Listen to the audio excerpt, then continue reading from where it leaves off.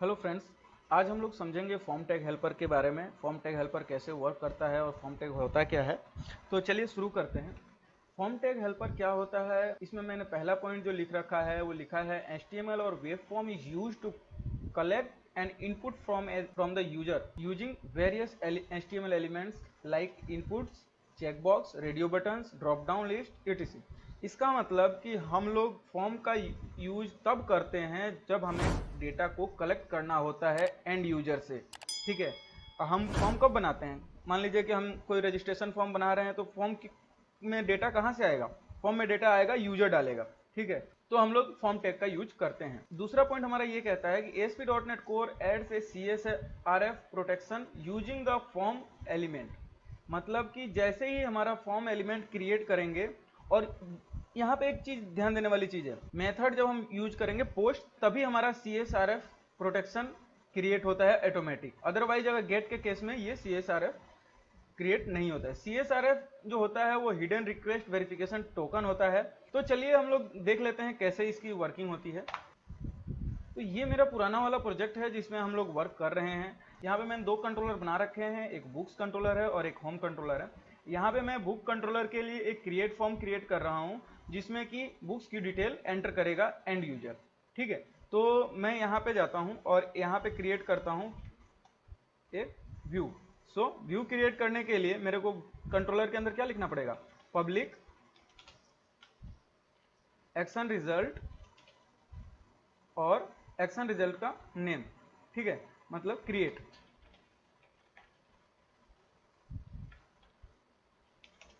जैसे ही मैं ये लिखूंगा मेरे को रिटर्न करना होगा व्यू को।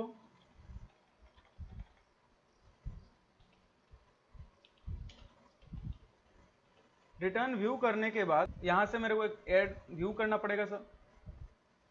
ऐड व्यू कर लेता हूं, यहां पे लेआउट पेज वही रहने देता हूं।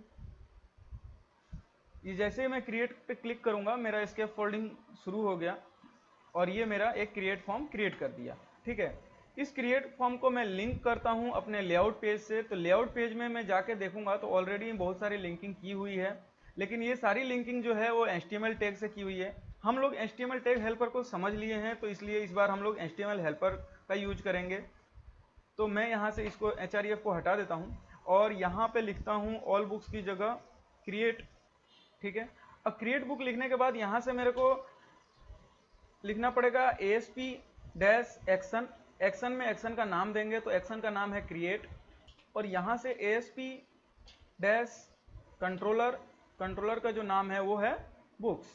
ठीक है, अब मेरा अगर मैं इसको चलाता हूँ तो मेरे सामने यहाँ पे एक और क्रिएट बुक करके एक मेरा टैब और ऐड हो गया है। ठीक है, तो मैं इस पे जब क्लिक करूंगा तो मेरा ये क्रिएट फॉर्म खुल रहा है। यहाँ पे मैं एक फॉर्म क्रिएट करता हूँ।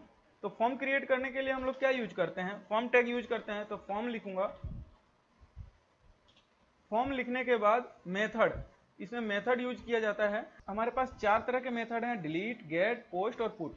डिलीट मेथड हम लोग डिलीट करने के लिए यूज करते हैं। गेट मेथड हम लोग किसी भी डेटा को गेट करने के लिए करते हैं। पोस्ट मेथड का यूज हम लोग डेटा को अपने सर्वर पे भेजने के लिए करते हैं। पुट का मतलब हमें कोई डेटा अपडेट करना होता है तब हम लोग यूज करते हैं। तो हम लोग यहाँ पे पोस्ट लेते हैं और इसको हम बंद कर देते हैं। जैसे ही मैं इसको एक फॉर्म क्रिएट करूंगा, मैं अब इसको रन करके देखता हूं, यहाँ पे कोई चेंजेज आपको दिखेगा नहीं। बट ये अभी जो मैंने यहाँ पे पॉइंट लिखा है कि यह एक hidden request verification token create करता है बाय डिफॉल्ट जब हम लोग ये फॉर्म क्रिएट करते हैं।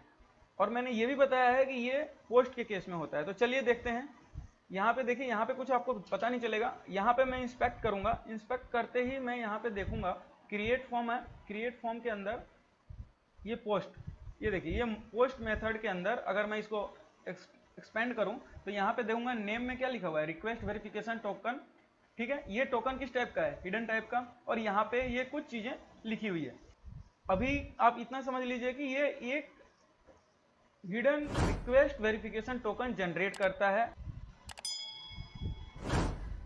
सो चलिए हम लोग देखते हैं कैसे क्रिएट में इनपुट टाइप्स वगैरह, बटन्स वगैरह कैसे इंप्लीमेंट करेंगे। तो सबसे पहले हम लोग चलते हैं अपने प्रोजेक्ट के ऊपर। प्रोजेक्ट के ऊपर जाने के बाद मैं क्रिएट फॉर्म के ऊपर वापस जाता हूं और यहाँ पे पहले मैं यहाँ पे मेथड यूज किया है पोस्ट एक्शन। ये कौन सा अपन यूज करेंगे, क्रिएट। और ASP कंट्रोलर कौन सा यूज करेंगे, कंट्रोलर जो हम लोग यूज करेंगे वो क्या करेंगे, बुक्स का। ठीक है, अब मैं इसके अंदर एक इनपुट टैग ऐड करता हूं। अब इनपुट के अंदर मैं ASP के कंट्रोल लूंगा, ASP4।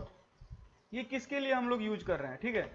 तो इसको जब हम लोग इंप्लीमेंट करेंगे उससे पहले मेरे को ऐड करना पड़ेगा मॉडल। तो मॉडल के लिए मैं यहाँ से मॉडल ऐड कर लेता हूँ, मॉडल। और जो हमारे पास बुक्स कंट्रोल के नाम से, बुक स्टोर मॉडल के नाम से जो मॉडल है हमारा, वो यूज करेंगे। अब ASP4 का मतलब ये हुआ कि हमें यहाँ पे पास करना पड़ेगा पैरामीटर। ठीक है, पैरामीटर कौन सा है, अब इसमें F12 करके मैं यहाँ पे जाता हूँ। तो मेरे पास क्या क्या ऐड करना है, टाइटल करना है, ऑथर करना है और डिस्क्रिप्शन करना है। और यहाँ पे पेजेस कितने हैं, लैंग्वेज कौन सी है, कैटेगरी कौन सी है, ये सारी चीज़ें मेरे को ऐड करनी पड़ेगी। ठीक है, तो यहाँ पे जाता हूँ मैं और यहाँ पे ले लेता हूँ टाइटल, ऑटोमेटिक यहाँ पे आ जाएगा। ठीक है, इसी तरह मैं 2-3 और ऐड कर लेता हूँ। ये मेरा टाइटल हो गया, ये मेरा ऑथ हो गया, ये मेरा डिस्क्रिप्शन हो गया और ये हो गया अपना पेजेस।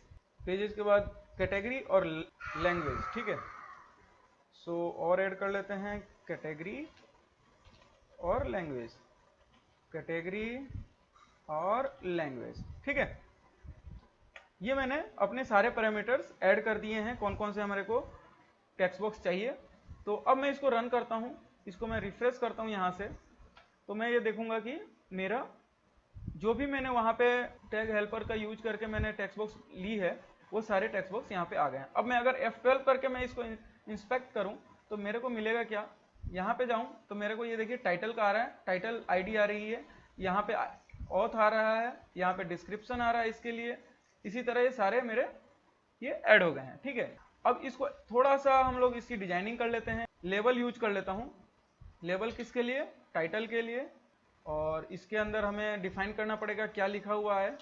तो मैं यहाँ करता हूँ टाइटल, यहाँ देता हूँ ऑथर, यहाँ पे डिस्क्रिप्शन, यहाँ पे पेजेस, यहाँ पे कैटेगरी, यहाँ पे लैंग्वेज।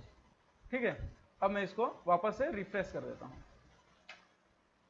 ये इस टाइप से मॉडिफाई हो गया है। अब इसकी थोड़ी सी डिजाइनिंग कर लेते हैं। डिजाइनिंग कैसे करेंगे वो चलिए चेक करते हैं। डिव यूज किया मैंने यहाँ पे और ये टाइटल को बंद कर दिया। ठीक है, ये मैंने एक डिव यूज कर लिया। डिव में जो मैं क्लास यूज करूंगा वो क्लास है फॉर्म ग्रुप। ठीक है, इसको मैं यहाँ पे डाल देता हूँ।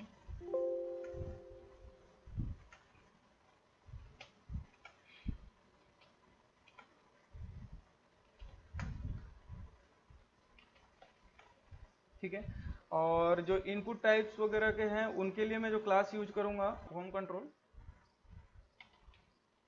चलिए चेक करते हैं। ये देखिए, ये मेरा प्रॉपर इसे ये खुल रहा है। अब मैं इसको जो डिस्क्रिप्शन है इसका एरिया थोड़ा बड़ा करता हूँ। तो उसके लिए मेरे को क्या करना पड़ेगा वो देख लेते हैं। मैं यहाँ पे डिस्क्रिप्शन पे जाता हूँ, उसके नीचे मैं लिख देता हूँ टेक्स्ट एरिया। टेक्स्ट एरिया में मैं दे देता हूँ, इसको देख लेते हैं। ये मेरा ये डिस्क्रिप्शन के लिए थोड़ा टेक्स्ट बॉक्स आ गया है। अब मैं एक बटन ऐड करता हूँ, बटन, और वैल्यू दे देता हूँ ऐड बुक। और इसकी क्लास जो हम यूज करेंगे, क्लास यूज करेंगे बटन btn प्राइमरी। अब इसको हम लोग चला के देख लेते हैं। सो मेरा एक ये फॉर्म जो है वो क्रिएट हो गया है। इस फॉर्म के अंदर जब मैं जैसे ही वैल्यू यहाँ से बटन क्लिक पे मैं पास करूँगा वो मेरे डेटाबेस के अंदर जाएगा। तो मैंने ऑलरेडी ये जो अभी का ये जो अपन एक्शन मेथड यूज किया है वो गेट के लिए किया है। ठीक है, अब मैं इसके लिए पोस्ट क्रिएट करूँगा। तो उसके लिए मेरे को कंट्रोलर पे जाना पड़ेगा और यही का यहाँ से कॉपी करूँगा और ये यहाँ पे पेस्ट कर दूँगा। HTTP पोस्ट हमें लिखना मैंडेटरी है। गेट के केस में हम लोग नहीं भी लिखते हैं, जैसे मैंने कहीं भी नहीं लिखा है गेट के लिए HTTP गेट, बिकॉज वो बाय डिफ़ॉल्ट जो होता है वो HTTP गेट होता है। सो यहाँ पे मैं HTTP पोस्ट कर दिया। अब यहाँ पे मेरे को मॉडल पास करना पड़ेगा जो हमने मॉडल यहाँ पे लिया है। ठीक है, तो मैंने बुक,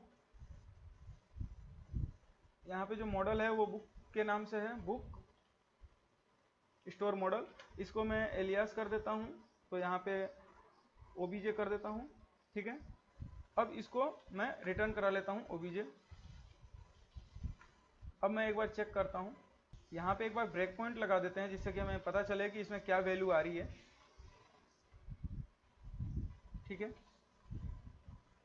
अब मैं जाता हूँ अपने क्रिएट बुक पे, और क्रिएट बुक पे मैं जाने के बाद यहाँ पे मैं लिखता हूँ title MVC, author name Rajan, description very nice book, pages हैं 200, कैटेगरी है .NET, और यहाँ पे लैंग्वेज होगी इंग्लिश। अब जैसे मैं इस बटन पे क्लिक करूँगा, क्लिक करते ही मेरा यहाँ पे ये एक्शन मेथड पे चला जाएगा, और एक्शन मेथड पे जो इस मॉडल है इसमें मॉडल में वैल्यू आ जाएगी। तो ये देखिए मेरी वैल्यू आ गई है, वैल्यू में ऑथ नेम में राजन, डिस्क्रिप्शन में डिटेल आ गई है, कैटेगरी आ गई है, आईडी 0 आ रही है क्योंकि आईडी हमने पास नहीं करी, लैंग्वेज, पेजेस और टाइटल, ये सारी चीज़ें आ गई है। तो इस सेशन में हम लोगों ने सिर्फ फॉर्म टैग हेल्पर के बारे में समझा कि कैसे फॉर्म टैग हेल्पर वर्क करता है। नेक्स्ट सेशन में हम लोग समझेंगे कि कैसे इसको हम लोग अपने डेटाबेस में इंसर्ट करेंगे वैल्यूज़ को। तो अभी आशा करता हूँ कि आप लोगों को समझ में आया होगा। अगर नहीं आया है और अगर कोई दिक्कत आ रही है तो आप प्लीज़ कमेंट सेक्शन में कमेंट जरूर करें। Thank you so much.